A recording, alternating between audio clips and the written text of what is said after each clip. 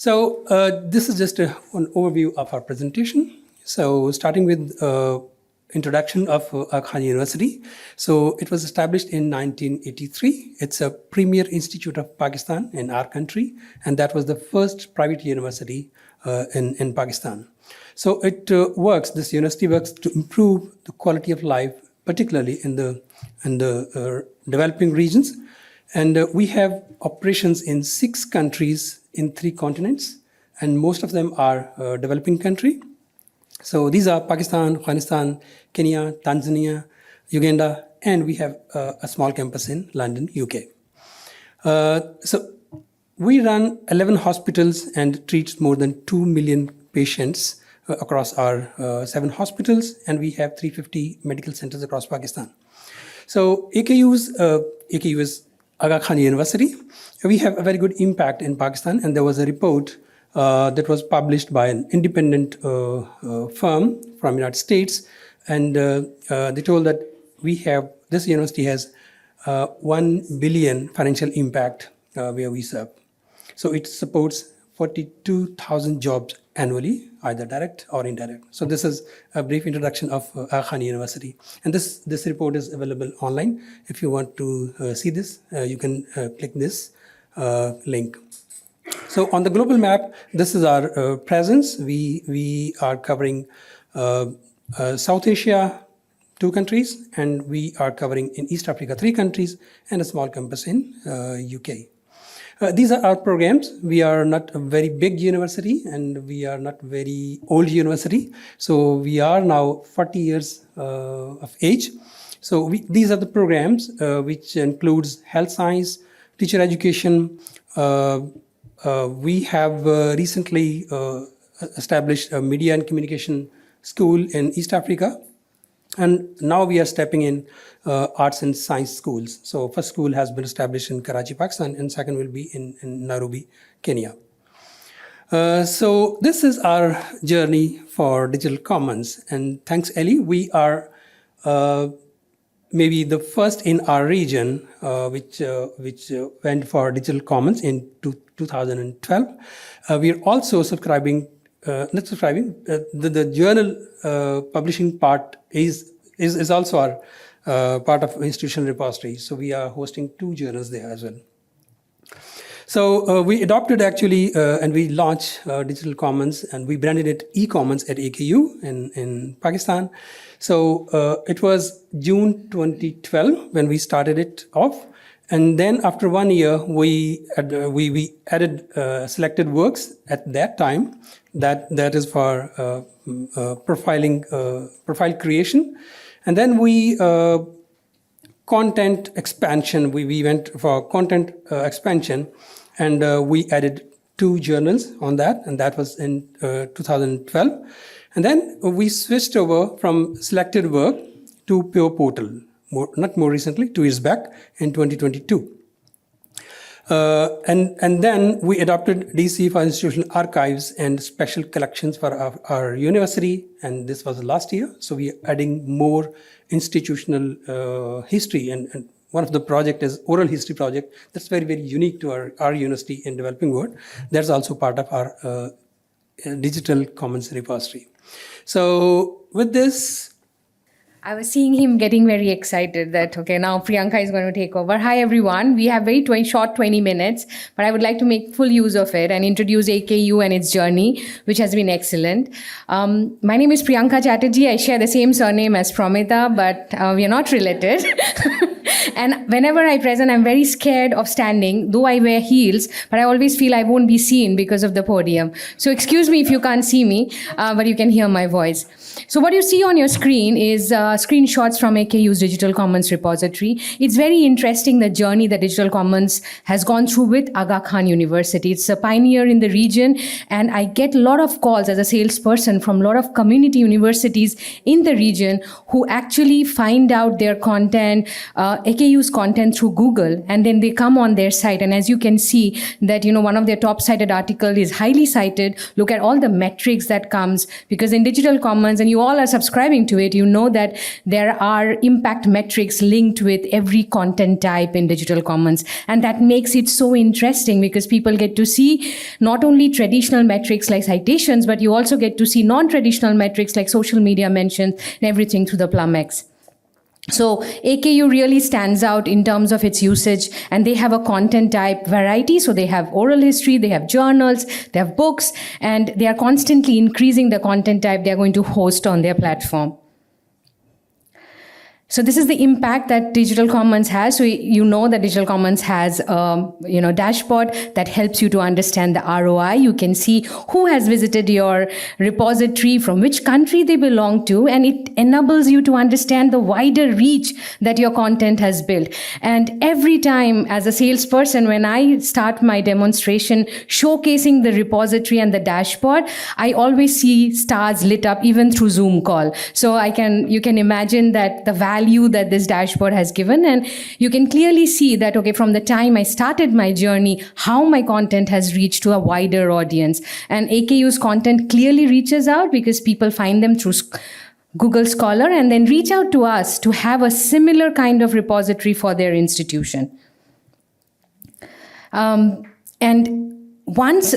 as you know, that Digital Commons also had, along with the repository, there was an EGS, which was Expert Gallery Suite, which was there. And because of the feedback, and because all our solutions are customer centric, and we heard your feedback, and we understood that EGS might not be the most rewarding an experience. So we actually moved, AKU reached out to us and said, okay, we want to move and we want to capture research profiles. We want to showcase the research work that the faculty is doing. And there was a transition that AKU went, where they migrated from EGS, where they were hosting all the faculty profiles, to Pure Portal, Pure, which is Elsevier's research information management system, where you can capture full research profile of your faculty. There were some key decisions, and I think, Ashraf sir, you probably will have to talk through this slide, and what made Aga Khan, decide to move from EGS to Pure. There were many conversations, there were multiple presentations, and the good part was we were listening to them, and what went through behind the scene is something that Ashraf sir will share. Thank you very much. And I would like to thank Elsevier team, Digital Commons teams, and Pure team. So particularly my friend, she has been not pushing us, convincing us, and eventually she did his job very well. So we have very good negotiation with Elsevier team, and when they announced the sunset of Expert Gallery, and also before that, when Elsevier took over Digital Commons, so we thought that Elsevier is a giant, so there might be price hike. But they ensured that no, this would not be the case. So they have been very, very helpful in all the support to our institution. And we got a very competitive price without any penny increase. And thanks very much, Elsevier team. As a developing country, we have some financial challenges, and you understand that very well. So we got this Pure portal initially, but there was a base base platform, and then on the top of that, we went for Pure portal with reporting module. And then after that, we further convinced our research department that went for grant management tool and funding module as well. So this is something which is included and which is aligned with AKU strategic goals, and that's why we went for that. So Pure implementation process was tricky for us, at least because we are not very well aware of that. But thanks again to Elsevier team, they have been very helping for us. So we started with planning, and we in Q2 of 2022, we started planning and preparation for all this transition from EGS to Pure Portal. And then we started the project initiation and AKU from our side. There was a project manager and one project manager from Elsevier team. And then we started negotiation, and we started talking to both teams with each other. So we configured the Pure system in second half of 2022, and we started testing and validation of all these configuration in Q4 of 2022, and then we finally launched and adopted system go live in Q1 2023. So this is what we did for Pure Portal project management. We started kickoff on exact date of 3rd August 2022. We defined very clearly the roles and responsibility of both teams. The timeline alignment, we fixed the times for both team, for AKU and from Elsevier. And then we define each and every process that what will be done by what team. And that's wonderful collaboration between a customer and the company. And then we started initially bi-weekly meeting with the project management team, and we continued this until we satisfied that all things are okay, and we are very good to launch it publicly. And then there are some technical implementation things which. Again, I request you to. Yeah, I mean, I wouldn't be talking a lot about Pure, but what I wanted to share here when we see about technical implementation, I wanted to reiterate the fact that AKU did not stop Digital Commons IR. We just migrated the EGS part to Pure Portal. And what is unique about AKU that they continue to have, even till today, they have both Digital Commons and Pure. And probably we will be exploring ways where both these solutions are completely integrating and communicating to each other.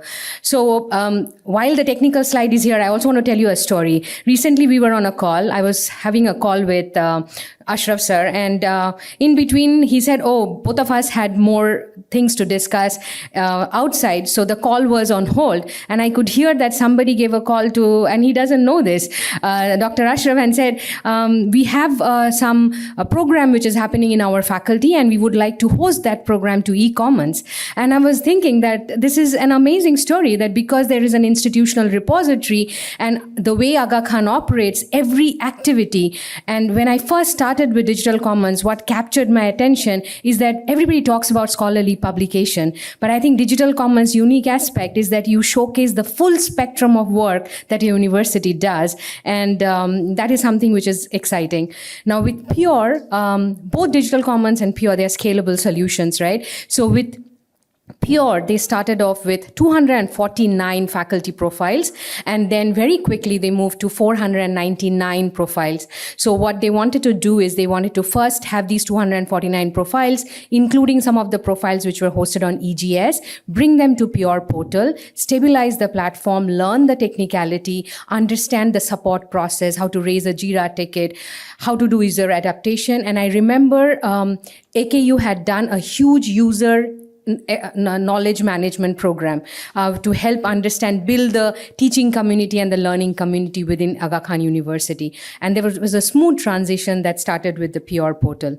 Now, with this enhanced Pure capabilities, Aga Khan has, it has a faculty profile enrichment, there is research discoverability, there is automation of publication harvesting, and Pure is also integrated with ORCID, and also SDG mapping is available. So it was all the research related activities was concentrated with in Pure, and overall scholarly and non-scholarly content was being hosted in Digital Commons, and both these solutions are happily coexisting together in Aga Khan. So we have very good collaborative work with our research office. Our research office has a very good portfolio for our research grants and other things. So we work with research office very closely and very successfully. So we did some workflow management with the help of our research team and with the help of Elsevier. So there are critical things which we are considering. So AKU, a library is doing their part, and research office is doing their part very well. So there's a comparison, what was before and what is after. So this is something like 4 major items. This is our AKU Pure Portal collaboration work, where Aga Khan University is going to collaborate with other part of the world. So there's a wonderful stories that we have 500 plus global research partners, and we have more than 3,000 collaborative publications. And on the global map, you can see we don't have any piece of land unattended. So maybe in the deep sea as well. So these are some of the key challenges which may be useful for you who are planning to go for PO. So import source limitations, these are a challenge for us. Synchronization issues, there are some inconsistencies between Scopus, Digital Common and other sources, and there are some manual intervention required for both the platform. And author name variation in our global south, particularly in my country, there is some complex names. So these are something which was a big challenge, and we are working closely with Elsevier team to resolve these issues. Some of the future enhancements we are looking at because we have been very, very good relationship with Elsevier now. So we are going to plan include patents in PO portal, and after that maybe we'll go for prizes and awards and press and media coverage, etc. And then we are planning to have some new data import sources for PO portal, that is PubMed integration, because we are working on health sector as well. And also we are looking for Web of Science database as an additional citation metrics to include for our PO portal. And also on the other hand, there is an additional module for CV implementation. Maybe at the end of next year, will we go for that. This is something analytical and strategic reporting. So we have research performance dashboards, we have collaborative opportunity identification, strategic decision. So we are just going to implement it hopefully very soon.